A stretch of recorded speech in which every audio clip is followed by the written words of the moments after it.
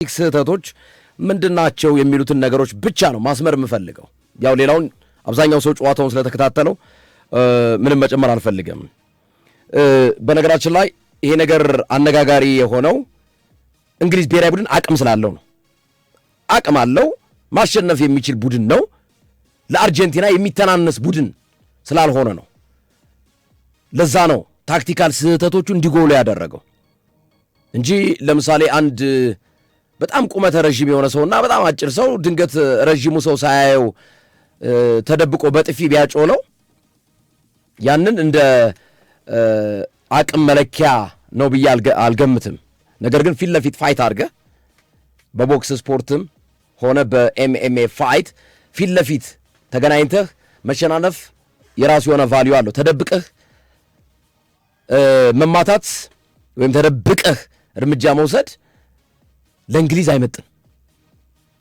ለዛ ነው እንግሊዝ ከአርጀንቲና ጋር እኩል ቡድን ነው ማለት የምንችለው። ለምሳሌ ኬፕ ቨርዴ አሸንፋ ቢሆን ኖሮና ውጤቱ ባይቀለበስ ወይም ግብፅ አሸንፋ ቢሆን ኖሮ ያ በቁመት አጭሩ የሆነው ሰውዬ ረዥሙን በጥፊ እንዳጮለው ልንቆጥረው እንችል ይሆናል። ምክንያቱም አቅማቸው እስከዚህ ድረስ ነው በቃ ብለን ሌን እንችላለን። ባይዘው እኔ በግብፅ በኩል ከአርጀንቲና ጋር የዳኝነት ተጽዕኖ እንዳለ መናገር የምፈልገው ጨዋታ የግብፅ ጨዋታ።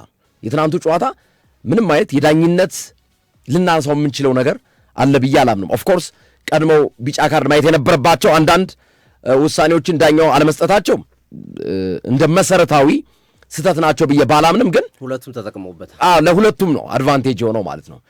ለምሳሌ አንዳንዶቹን ማንሳት ይቻላል። ኢንዞ ፈርናንዴዝ ማጅራት የተማታበት አለ ቅድም ሶፊ ካነሳቸው በተጨማሪ እና ዘገዩ፣ ካርድ ለመምዘዝ ዘገዩ። ይሄ ካልሆነ ሌላ በፍጹም መሰረታዊ የሚባል ነገር ያልታየበት ነው።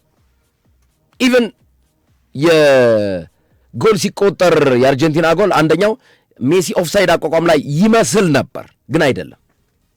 ስለዚህ ምንም ዳኝነት ላይ በባረም ታይቷል። ዳኝነት ላይ ምንም እንደዚህ ብለን እንከን የምናወጣበት ነገር የለውም። እንዳልኩት ቢጫ ካርድ የሚያሰጡ መጀመሪያ ላይ የነበሩ ክፍተቶች ነበሩ። እነዛን ቢጫ ካርድ የሚያሰጡ ክፍተቶችን ዳኛው ቀድመው አለመወሰናቸው ምናልባት ሊነሳ የሚችል ካልሆነ እንዲህ መሰረታዊ የሚባል ፋንዳሜንታል አንደኛውን ቡድን ተጽዕኖ የሚያሳድር ኢፍታዊነት ለአንደኛው ቡድን ኢፍታዊ ነው የሚባል የዳኝነት ውሳኔ ግን አልነበረም ትናንት። ግብፅ ላይ ግን ነበር። የተለያዩ ሊነሱ የሚገባቸው ጉዳዮች ነበሩ ግብፅ ላይ። ወደዛ ጨዋታ መመለስ አልፈልግም፣ አንዴ ስላለፈ እሱም ማንሳት አልፈልግም። ትናንት ላይ ግን ምንም የምናነሳው ነገር የለም። አርጀንቲና በብቃት በሊዮኔል ስካሎኒ የጭንቅላት ስራ በነ ሊዮኔል ሜሲ ምትሃታዊ ብቃት ያገኙት ድል መሆኑን አምኖ መቀበል ብቻ የእንግሊዝ ደጋፊዎች ማለት ነው። ነገር ግን የእንግሊዝ ደጋፊዎችን ህመሙን ከፍ የሚያደርገው ነገር ውጤቱን አሸንፈው መውጣት የሚችሉበትን እድል ቶማስ ቱከል አበላሹባቸው። አሰልጣኙ አበላሸው። መሰረታዊ የቶማስ ቱከል የትናንቱ ስህተት ምንድን ነው? አንደኛ ጎል ካስቆጠሩ በኋላ ወደ ዲፌንሲቭ ታክቲክ ተቀየሩ።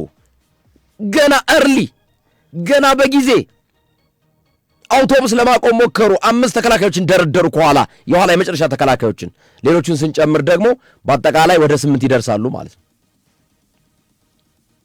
ምክንያቱም ኢቭን እንደው 8ም ባይሆን 10ም ራሱ ከኳስ ጀርባ ሆኖ እኮ ያየንበት ጊዜ ነበር እና ገና በጊዜ አውቶቡስ አቆሙ። ግን አውቶቡስ የተሰበረ አውቶቡስ ነው፣ የተበላሸ አውቶቡስ፣ መስታወቱ የረገፈ አውቶቡስ ነው። በቃ የተሰበረ አውቶቡስ ነው ያቆሙት።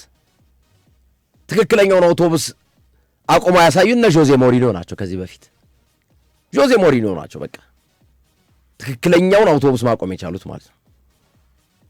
55ኛው ደቂቃ ጎል አስቆጥሮ እንግሊዝ መምራት ጀምሮ ከዛ በኋላ ማፈግፈግ ምን የሚሉት ነው? ምን የሚሉት ጨዋታ ነው?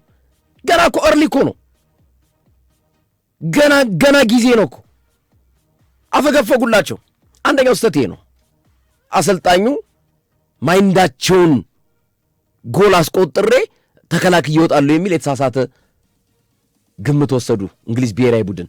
ያውም እኮ ብቃት ያላቸው ተጫዋቾች እያሏቸው እኮ ነው። ተጫዋች ከደከመባቸው ተጫዋች በተጫዋች መቀየር ነው፣ ልክ አርጀንቲና እንዳደረገችው ማለት ነው። ሊሳንድሮ ማርቲኔዝን እኮ በኦታሜንዲ ነው የቀየሩት። ምንም ኦታሜንዲም ሴንተር ባክ ነው፣ ሊዛንድሮ ማርቲኔዝም ሴንተር ባክ ነው። ቀየሩ። ምንም እኮ የተለወጠ ነገር የለም ሲቀይሩ። አንድ ቅያሪ ብቻ ነው ታላፊኮን አስወጥተው ላውታሮ ማርቲኔዝን አጥቂ የቀየሩበት ብቻ ነው። የመጨረሻ እሱም የመጨረሻ ጥይታቸውን ነው የመጨረሻ ካርዳቸውን ነው የመዘዙት። ስለዚህ ዲፌንሲቭ የሆነ ታክቲክ መጠቀማቸው ገና በጊዜ ማፈግፈጋቸው ጎል አስቆጠርም ብለው ያችን ጎል ለማስጠበቅ ወደ ኋላ መምጣታቸው የቶማስ ቱከል አንደኛው ስህተት ነው። እሳቤው ራሱ በቃ ስህተት ነው። ምክንያቱም እንግሊዝ አቅም አለው፣ መጫወት የሚችልበት እድል ነው። የደከመ ተጫዋች ካለ በዛ ተጫዋች መቀየር ነው። ከዛ ውጭ ማጥቃት ነው። ጎል ከተቆጠረም ተቆጠረ ነው። ጨዋታ መቀጠል ነው የነበረባቸው። ስህተት ሰርተዋል። አፈግፍጌ ወደ ኋላ መጥቼ ተከላካይ አጠናክሬ ውጤት ይዤ እወጣለሁ የሚል የተሳሳተ ሂደት ተከተሉ። ዋጋ ከፈሉበት። ለዚህም ጥቂት እኮ ሰርቶላቸዋል። ባይዘው ጥቂት ሰርቶላቸዋል። የመጀመሪያው ጎል እስኪቆጠር ድረስ እኮ ሄደዋል። ግን ስህተት ነው። መጫወት ነበረባቸው አብረው። ምክንያቱም ያሏቸው ተጫዋቾች መጫወት የሚችሉ ናቸው። የሚችሉ ተጫዋቾች አሏቸው። በአጥቂ ቦታ ላይ አሉ። እነ ጎርደን ሁሉ አሉ። እነ ሃሪኬን አሉ። በዛ ሰዓት ላይ እነ ሞርጋን ሮጀርስ አሉ። ቤሊንጋም አለ። አማካይ ዴክላን ራይስ አለ። የማጥቃት ሚናውን አስተዋጽኦ የሚያከናውን አሉ። ኢቭን ልቀይር ካሉ ቤንች ላይ ማርከስ ራሽፎርድ አለላቸው። ቡካዮ ሳካ አለላቸው። ኖኒ ማድዌክ አለላቸው። ኤብሬቺ ኤዜ አለላቸው። ኦሊ ዋትኪንስ አለላቸው። ስለዚህ ገና በጊዜ ተከላክየ ውጤት ይዤ ልውጣ አንደኛው ስህተታቸው ነው ቶማስ ቱከል። ሁለተኛው ስህተት ቅያሪ ስህተት፣ አቃየር። ኢቭን እንደዛም ሆኖ አቃየር ስህተት ማለት ነው። የዲፌንሲቭ ማይንዳቸው ቅያሪያቸውን ትርምስምሱን እንዲያወጣው አደረገ። የሚያጠቁ ልጆችን ነቅለው አስወጡ። ጎርደን 1፣ ዴክላን ራይስ 2፣ ከዛ ሲገቡት ኢዝሪ ኮንሳ፣ ኒኮ ኦራይሊ፣ ዳምበርን። አሁን ዳምበርን ተጫዋች ነው። እንደው አሁን ዳምበርን ተጫዋች ነው። በጣም ነው የገረሙኝ እኔ ቶማስ ቱከል። ራይስን በዳምበርን አስበው። ዴክላን ራይስን ነቅለው አወጡላቸው። ከዛ ምን ሆነ? ሁለተኛው ስህተት የቅያሪ ስህተት ደግሞ ለሶስተኛው ስህተት ጋበዛቸው። እንግዲህ የመጀመሪያው ዲፌንሲቭ ማይንድ ነው። ይሄ ሁሉ ያመጣው እኮ ተያያዥ የሆነ ስህተት ነው ያመጣባቸው። ቅያሪያቸው ተከላካይ ውጤት ይወጣለሁ ብለው ተከላካይ ሜንታሊቲ ይዘው የተከላካይ ቁጥር ጨመሩ። ለሁለተኛው ስህተት የቅያሪ ስህተት እንዲያመጡ አደረጋቸው። የመጀመሪያው የተከላካይ ቁጥርን በማብዛት ውጤት ለመቀየር ገና በጊዜ የተሰበረ አውቶቡስ አቆሙ። ስብርብር ይወጣ ቀጠሉ። ሶስተኛው ምን አደረገ? ቅያሪ ይሄንን ሲያደርጉ በራሳቸው ላይ ጫና ጋበዙ፣ ጠሯቸው። አርጀንቲናዎችን ጫና አርጉኑ፣ ተጫኑኝ የሚል ግብዣ ያቀረቡላቸው። ሶስተኛው ስህተታቸው ማለት ነው።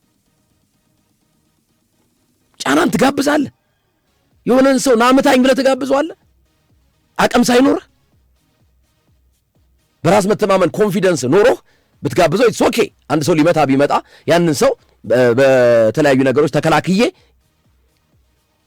እንዳልመታ አደርጋለሁ ልትል ትችላለህ። አቅም ሳይኖር ግን ፕሬሸር እንዴት ትጋብዛለህ? ጫና እንዴት ትጋብዛለህ?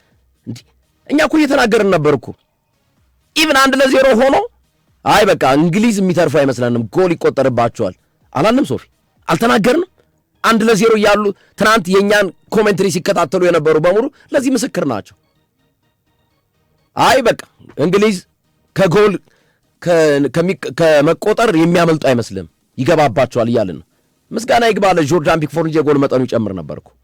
የማካሊስተርን ኳስ ያዳነበት ኢቭን የማካሊስተር ኳስ ቋሚ ብረት የገጨበት ሌሎች አማራጮች ሌሎች አደገኛ ኳሶችን ያወጣባቸው የኢንዞ ፈርናንዴዝን ጎሉ ከመቆጠሩ በፊት ወደ ውጭ ያወጣው ኳስ ፒክፎርድ፣ እነዚህ ሁሉ ቢቆጠሩ የጎል መጠኑ ይጨምር ነበር። ይሄን ያመጡት የራሳቸው አቅም እያላቸው ስለዚህ እርስ በርስ የተያያዘ ስህተት እንዲሰሩ ያስገደዳቸው የመጀመሪያው ትልቁ ስህተታቸው ገና እርሊ በጊዜ ዲፌንሲቭ ባህሪ መከተላቸው ነው። ቡድኑ ግን አቅም እያለው ማጥቃት እየቻለ የደከመ ተጫዋች ካለ መቀየር የሚችሉበት እድል አለ። ጠቅሻቸዋለሁ ቅድም እኮ ኮቢ ሜኑን በማንቸስተር ዩናይትድ እግር ኳስ ክለብ ሩበን አሞሪም የተጫወቱበት ተጫዋች ካሪክ አቧራውን አራግፈው አንስተው የማንቸስተር ዩናይትድ ምርጥ አማካኝ ተጫዋች አድርገው ያመጡትን ልጅ ሲንግል ሚኒት አንድ ደቂቃ አለማጫወት ማለት ምን ማለት ነው? እንደው ሌላው ይቅርሽ በቃ ራይስን ሲያስወጡ ኮቢ ሜኑን ቢተኩት ምን አለበት? ሜኑ እኮ ተከላካይ አማካኝ ነው። የመከላከልም አቅም አለው፣ የማጥቃቱን ሚና ያግዛል።